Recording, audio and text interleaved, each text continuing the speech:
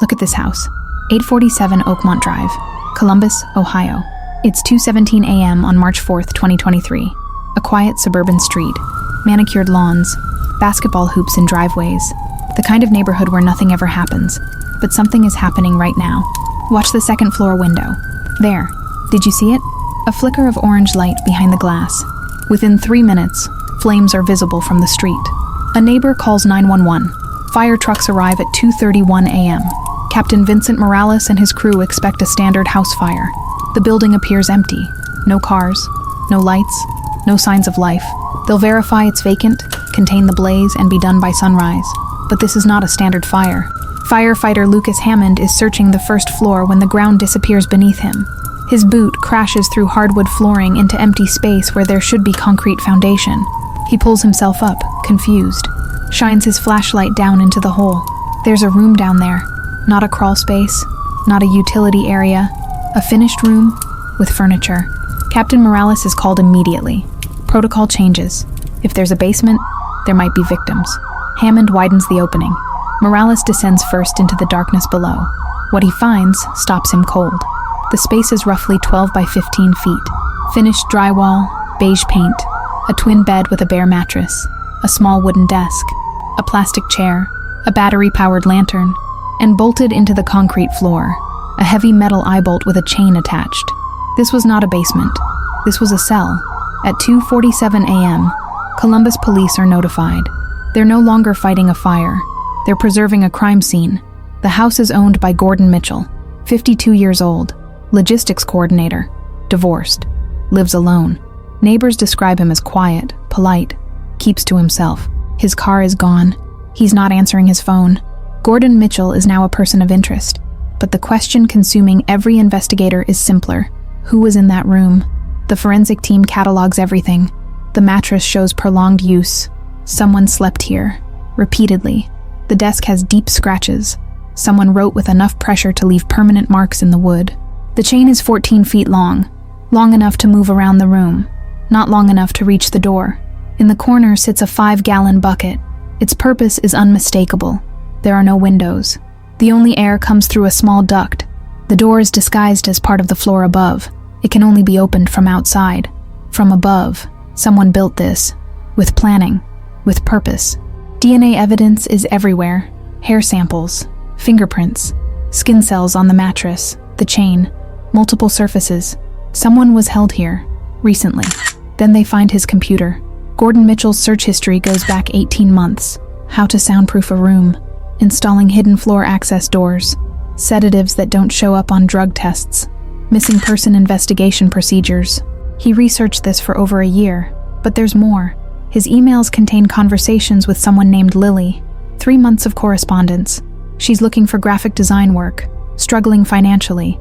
Mitchell poses as a potential employer, offers freelance projects, good pay for simple work. The final email is dated March 2nd, 2 days before the fire. Mitchell suggests meeting in person to discuss a longer-term contract. He gives her his address, 847 Oakmont Drive.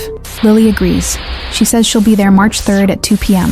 Every officer in Columbus is now searching for Gordon Mitchell. Silver 2019 Honda Accord. License plate HMK 4782. But who is Lily? The email provides few clues.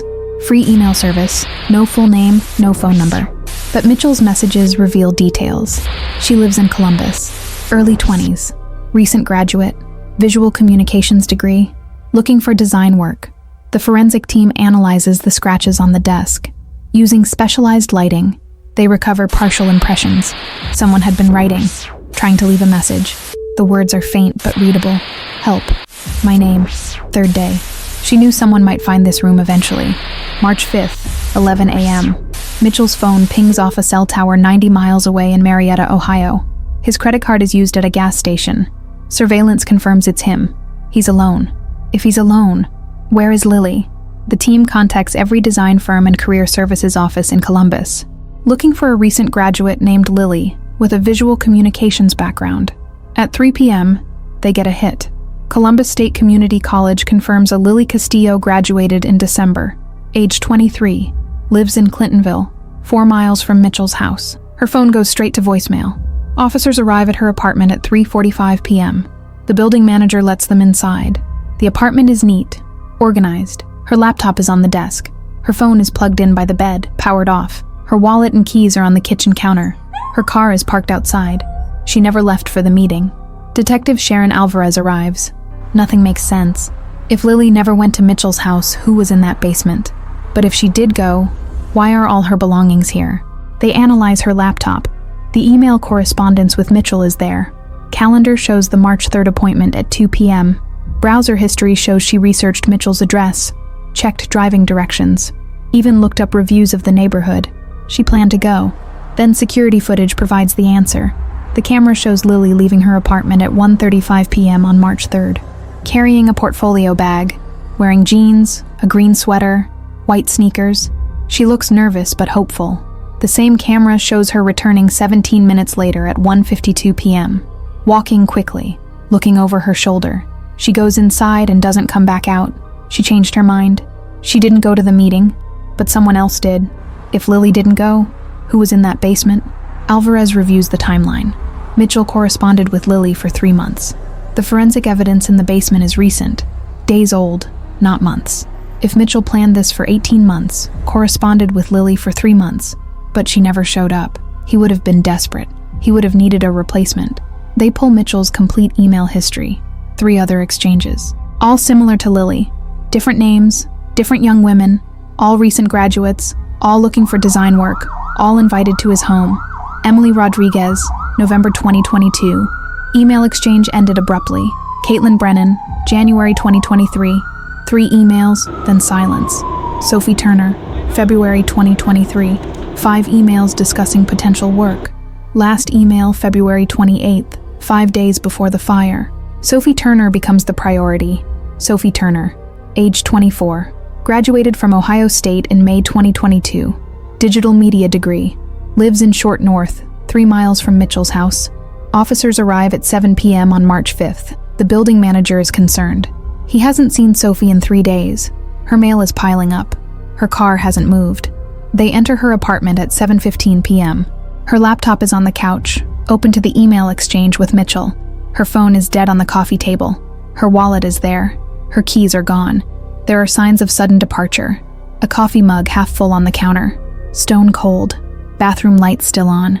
Bed unmade, covers thrown back. Clean laundry waiting to be folded. Sophie was here. Then she wasn't. Building security footage tells the story. March 3rd at 1:45 p.m. 10 minutes after Lily returned to her apartment, Sophie leaves her building. She's carrying a black portfolio bag, wearing dark jeans, a blue jacket. She gets in her car and drives away. She never came back. The timeline fits perfectly. Mitchell's meeting with Lily was scheduled for 2 p.m. When she didn't show, he needed someone else. Sophie had agreed to visit around 2:30 p.m. Sophie Turner went to 847 Oakmont Drive. Sophie Turner was in that basement. Is she still alive? At 8 p.m., an all-points bulletin is issued. This is now kidnapping, possibly murder. Mitchell's phone is tracked to a motel outside Marietta. Officers surround the building at 9:30 p.m. His Honda Accord is in the parking lot. Room 114 is registered to Gordon Mitchell. They approach with tactical support. The room is empty, bed made, bathroom unused. Mitchell checked in at 3 p.m. but never stayed. He left the car as a decoy. Motel security footage shows Mitchell arriving, checking in, parking his car, then walking to the road and getting into a dark pickup truck that had been following him. No front license plate. Rear plate obscured by mud. Gordon Mitchell planned his escape. He had help. They identify Mitchell's close work associate, Brian Kowalski, age 48, also a logistics coordinator. They've worked together 6 years. Kowalski drives a dark green 2017 Ford F-150. Officers visit Kowalski's home at 11:12 p.m. The green F-150 is in the driveway, fresh mud on the rear bumper. Kowalski is cooperative but nervous. Yes, he knows Mitchell. Work friends. No, he hasn't seen him in days. No, he doesn't know about any fire or missing woman. They ask to see his phone. After hesitation, he provides it. Text messages with Mitchell dated March 4th, the day of the fire. Mitchell writes, "Need help, emergency, can't explain, need to disappear for a while." Kowalski responds, "What did you do?" Mitchell replies, "Please, I'll explain later, just need a ride." Kowalski admits he picked Mitchell up at the motel, says Mitchell seemed panicked. asked to be driven to Cincinnati. Kowalski dropped him at a bus station at 5 p.m. Mitchell said he was going to stay with a cousin out of state. Wouldn't say where. Kowalski claims he didn't know about the basement or Sophie. Says Mitchell told him he had legal trouble with his ex-wife. Detective Alvarez doesn't believe him, but there's no proof Kowalski knew. He's charged with aiding a fugitive. Released on bail. Bus station surveillance shows Mitchell boarding a Greyhound at 6:15 p.m. on March 5th, route to Louisville. Mitchell got off in Louisville. Louisville Metro Police are notified. Mitchell's photo is distributed. At 3 a.m., a taxi driver comes forward. He picked up a man matching Mitchell's description at 11 p.m., drove him to a budget motel near the airport, paid cash. Officers arrive at the motel at 3:30 a.m. The clerk confirms Mitchell checked in under a false name, David Foster, paid cash for 2 nights, room 237. The door is breached at 4 a.m. Gordon Mitchell is inside, asleep in his clothes. He doesn't resist, doesn't say anything, just nods slowly, like he'd been expecting this. He's taken into custody at 4:15 a.m. on March 6th, 26 hours after firefighters found the basement. The interrogation begins immediately. Detective Alvarez needs only one answer. Where is Sophie Turner? Mitchell says nothing, invokes his right to an attorney, sits in silence for 6 hours.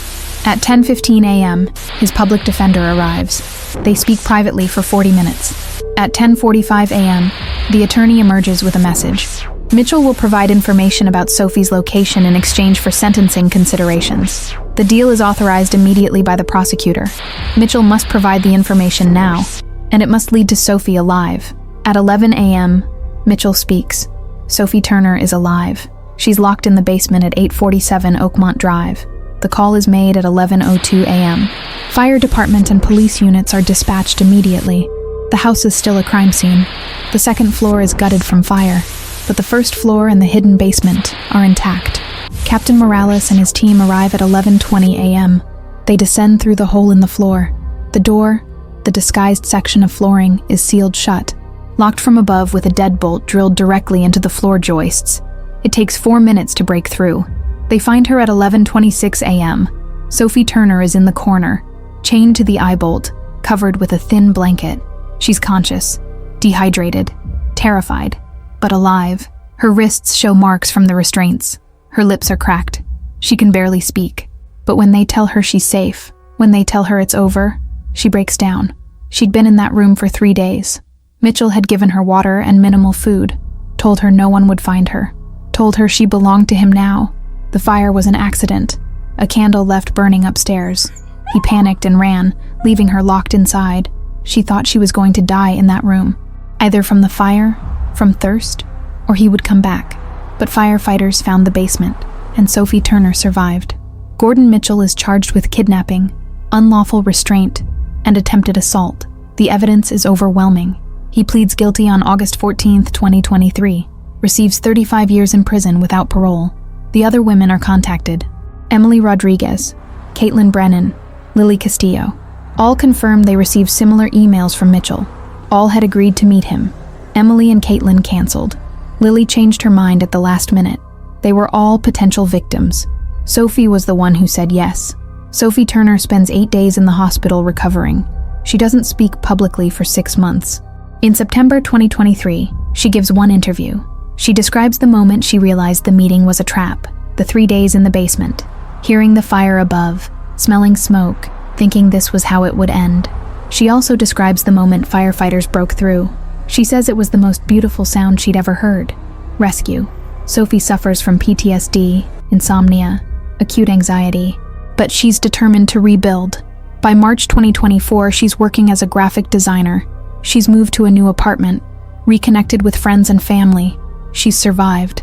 She credits the firefighters, says Captain Morales and Lucas Hammond saved her life through their thoroughness, their refusal to assume the house was empty just because it appeared to be.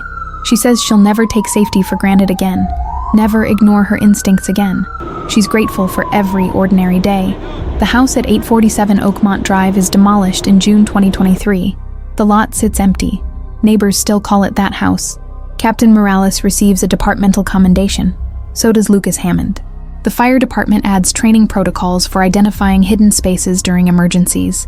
Detective Alvarez develops new guidelines for investigating online employment scams targeting young professionals. partners with local colleges to educate students about red flags in job postings and meeting safety protocols. Lily Castillo finishes her program and moves to Cincinnati. She later says her decision to turn around that day, to trust her instincts that something felt wrong, saved her life. On March 4th, 2024, exactly 1 year after the fire, Sophie Turner visits Columbus Fire Station 16. She brings flowers and a card, thanks every firefighter on duty that night, tells them she thinks about them every day. They gave her a second chance. She won't waste it. Captain Morales later says it was the most meaningful moment of his 30-year career. They were just doing their jobs. Any crew would have found the basement, but they found it when it mattered most. They found it in time. Sophie Turner was in that basement, barely alive. The trauma, the survival, the future she's building now, they all belong to her. But on March 4th, 2023, at 2:47 a.m., when Captain Vincent Morales stood in that hidden room and recognized what he was looking at, he started the chain of events that saved her life. Firefighters found a basement under the floor. What was inside was someone who thought she'd never be found. They proved her wrong.